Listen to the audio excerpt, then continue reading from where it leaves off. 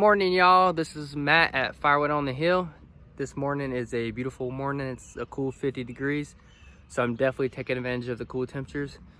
Today is going to be mostly splitting. Hopefully I have some pickups.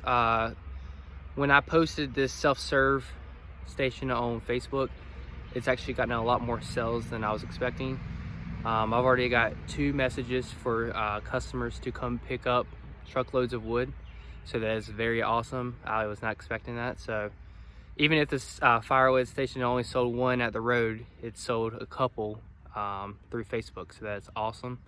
I guess that's just a great marketing thing going on right there. But anyways, what we're going to do today is we're going to try to start splitting here and work our way down. We have a lot more to split.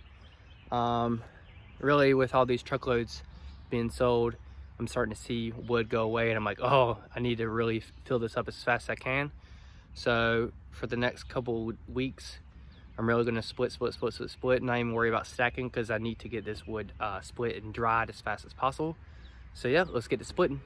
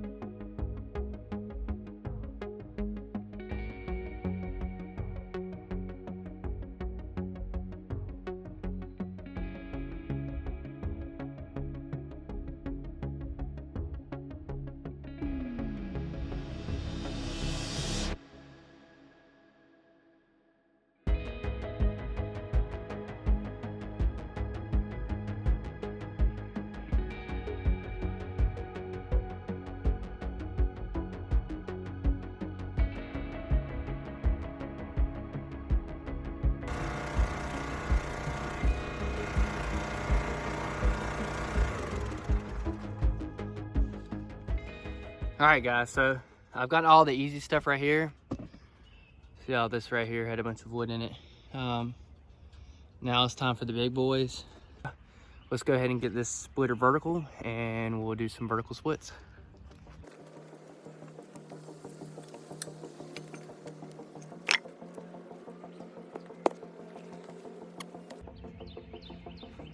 Also, guys, another thing that I would highly recommend, you see how these right here are flat on the side?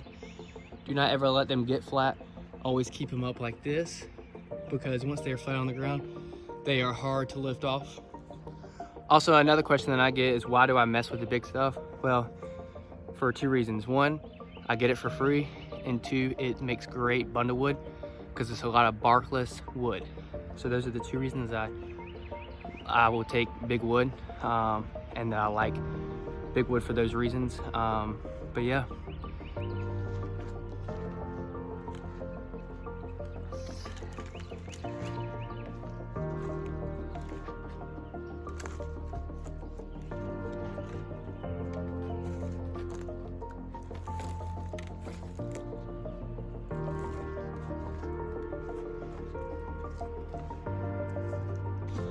Let me go ahead and get a piece of wood I can lay down there, so when I do drop it down there,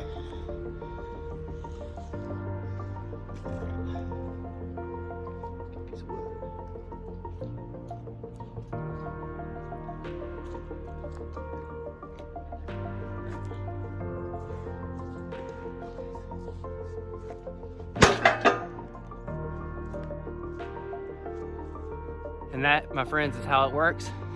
It's a lot of work, but it's worth it in the end. So let's get to splitting.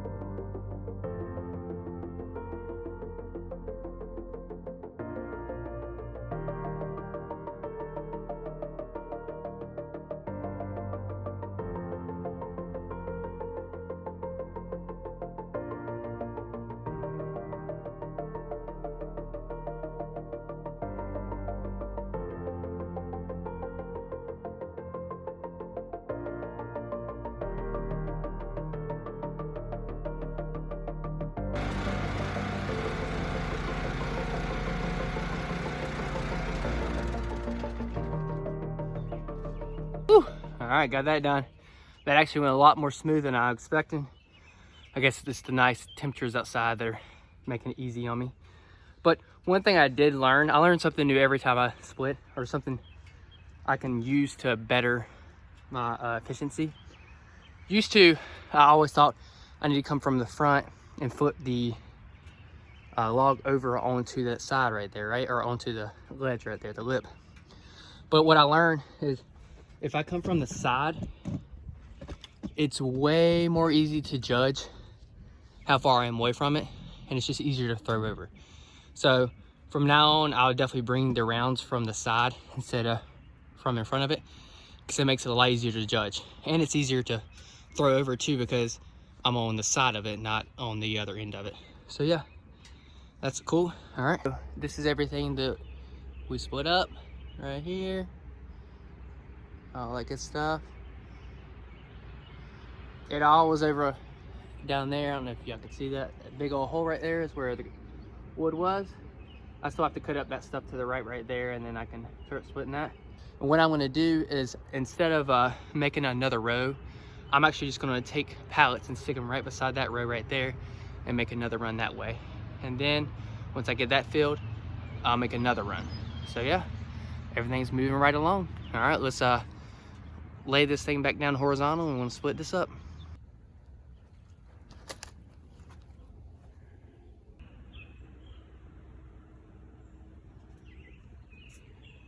So we got all that split up. All right, so what's next is this right here. We're going to buck some of this up. These three pieces right here are some really wet sweet gum. So I'm gonna take that and put it over here in this sweet gum and maple pile. I still have to take some time to buck up. This stuff right here is all the hard to split, or just stuff I have to split up before actually splitting. So I'll take this, move it over there, and then we're gonna start on these big rounds right here. And then once we get into this, I'm gonna have to do some more bucking here and work our way down the hill. All right, guys, so we got all this right here up. All those big rounds and stuff, we went and split that. What's next is I gotta buck all this up. I actually got a new thing for the chainsaw. I got actual 16-inch measuring accurate mark. I'm going to try it out.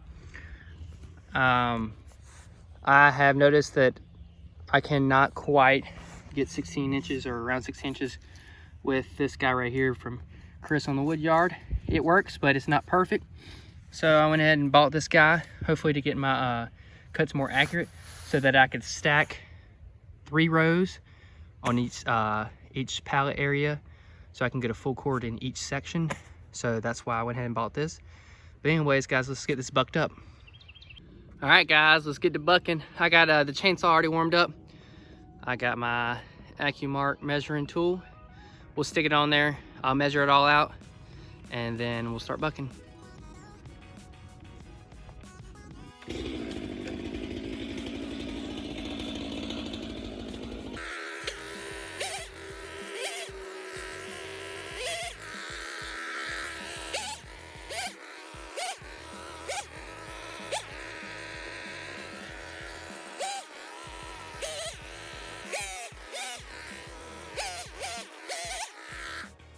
Cutting with this thing, it's definitely something I'm gonna have to get used to.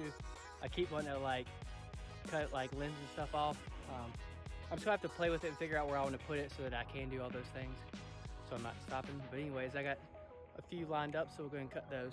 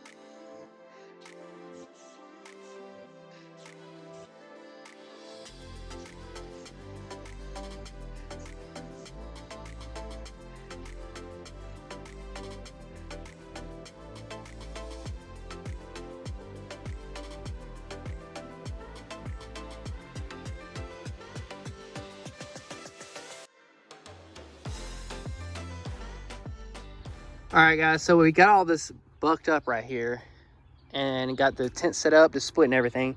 And it turns out this is all that soaking wet sweet gum that I have. I mean, you can see it is so hard to split, so stringy. And that's what I had over here as well. So I guess what we're gonna do, because I don't want to take the time to move all this stuff. I feel like I'm double working myself.